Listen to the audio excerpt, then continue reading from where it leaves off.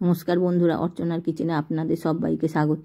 আজকে চলে এসেছি একটা সুন্দর রেসিপি নিয়ে। রেসিপিটা হলো পনির পচিন্দা।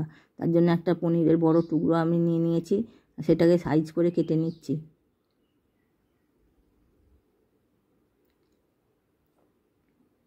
প্রথমে এরম করে কেটে আর পনিরের শেষের অংশটা রেখে পেটগুলো পুরো চিড়ে দেব। এগুলোর মধ্যে পুর ভরা থাকবে, সেই জন্য এরম করে কেটে নেব।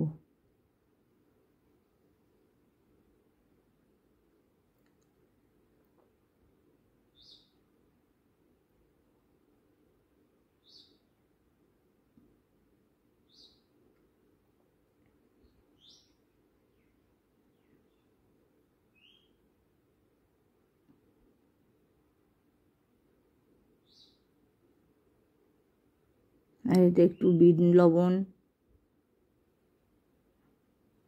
একটু চাট মশলা আর একটু গোলমরিচের গুঁড়ো মাখিয়ে নেব। এপিঠ ওপিঠ ভালো করে মাখিয়ে নেব। আর এখানে নিয়ে নিয়েছি একটা পনিরের টুকরো, আর নিয়ে নিয়েছি কিছুটা ধনেপাতা আর দুটো কাঁচা লঙ্কা একসঙ্গে বেটে নিয়েছি। আর এগুলো পুর ভরার জন্য ভালো করে মেখে নেব। আর মিশিয়ে নেব একটু চাট মশলা, মিশিয়ে নেব গোলমরিচের গুঁড়ো, মিশিয়ে নেব অল্প পরিমাণে বিট লবণ। এগুলো ভালো করে মেখে নেব।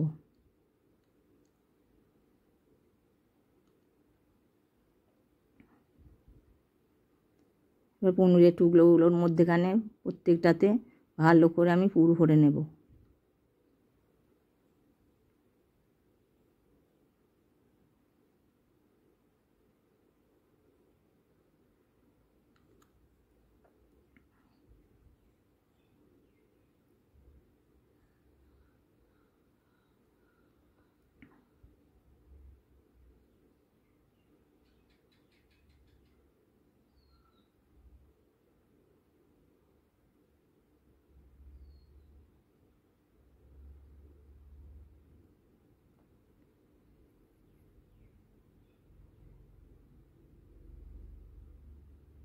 এই পনিরগুলো ভাজবার জন্য আমি একটা ব্যাটার তৈরি করে নেব। আর একটা পাত্রে নিয়ে নিয়েছি 2 চামচ ময়দা আর 2 চামচ কর্নফ্লাওয়ার। এগুলো জল দিয়ে আমি অল্প একটু লবণ দিয়ে গুলে নেব।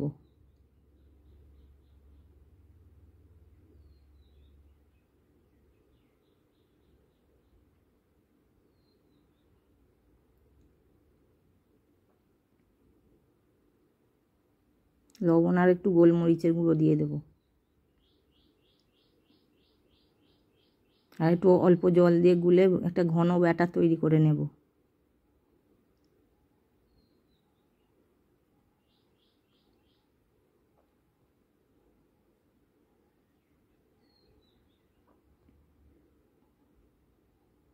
উনুনে একটা কড়াই বসিয়ে দিয়েছি, তাতে দিয়ে দিয়েছি কিছুটা পরিমাণ সাদা তেল। পনিরের টুকরোগুলো এই ব্যাটারে আমি প্রথমে ডুবিয়ে নিয়ে আর কিছু টোস্ট গুঁড়িয়ে নিয়েছি, ওইগুলো মাখিয়ে আর তেলে ভেজে নেব।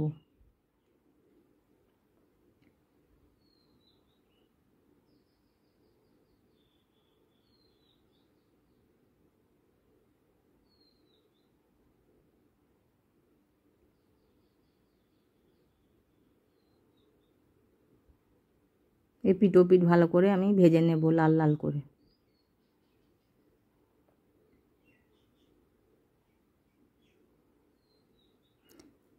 আমার চ্যানেলের রান্নাগুলো যদি আপনাদের পছন্দ হয়ে থাকে তাহলে চ্যানেলটিকে সাবস্ক্রাইব করে পাশে থাকার অনুরোধ রইল।